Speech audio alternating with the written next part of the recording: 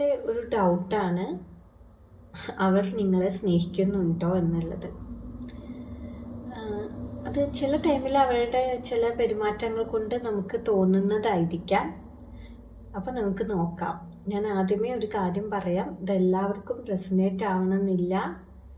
Resonate ആവാത്തവർക്ക് skip ചെയ്ത് പോവാം. അതുപോലെ മെസ്സേജസിൽ പോസിറ്റീവ്സും നെഗറ്റീവ്സും വരാം. നിങ്ങൾ പോസിറ്റീവ്സ് മാത്രം എടുക്കാൻ ശ്രമിക്കുക.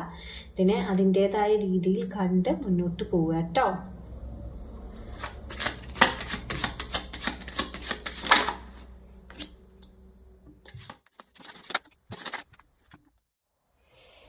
ആദ്യം നമുക്കിവിടെ വന്നിരിക്കുന്നത് 2 ഓഫ് പെൻറ്റക്കിൾസ് ആണ്.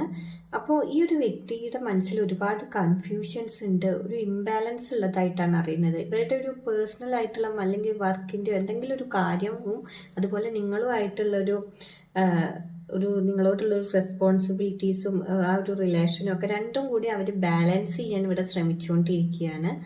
അപ്പോൾ അതിൻ്റെ ഒരു ശ്രമമാണ് നമുക്കിവിടെ കാണാൻ കഴിയുന്നത്. അത്തരത്തിലൊരു എനർജിയാണ് ഈ വ്യക്തിക്ക് ഉള്ളത് കേട്ടോ.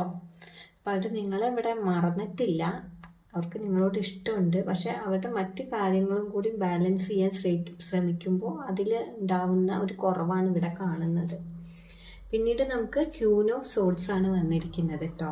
ക്യൂൻ ഓഫ് സോർഡ്സ് വരുമ്പോൾ മനസ്സിലാക്കേണ്ടത് ഈ ഒരു വ്യക്തി അവരുടെ ഇമോഷൻസ് ഒക്കെ ഇപ്പോൾ കട്ട് ചെയ്തിരിക്കുകയാണ്. കുറച്ചും കൂടി ലോജിക്കായി ചിന്തിച്ച് സംസാരിക്കുന്ന ഒരു എനർജി ആയിട്ടാണ് നമുക്ക് കാണാൻ കഴിയുന്നത്.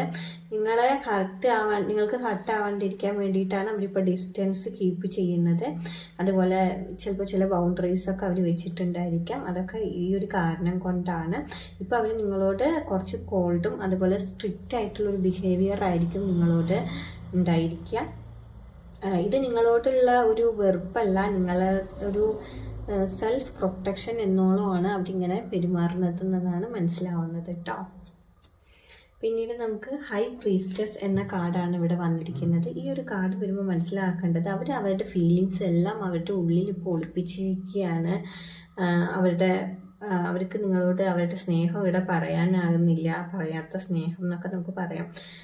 പുറത്തേക്ക് അവരുടെ അറ്റാച്ച്മെൻ്റ് ഒന്നും കാണിക്കുന്നില്ല, ഒരു സൈലൻ്റ് ആയിട്ട് ഇരിക്കുകയാണ്. അവരുടെ ഇമോഷൻസൊക്കെ ഉള്ളിൽ ഒതുക്കി ഇരിക്കുന്ന ഒരു ടൈപ്പാണ് അവർ. അവരെല്ലാം പുറത്ത് പറയില്ല എന്ന് തന്നെ നമുക്ക് ഇവിടെ കാണാം. അപ്പോൾ ഇന്നത്തെ ഈ ഒരു റീഡിങ് കുറച്ച് പേർക്കെങ്കിലും റെസനേറ്റ് ആയെന്ന് വിചാരിക്കുന്നു. മറ്റൊരു റീഡിങ്ങുമായിട്ട് കാണാം.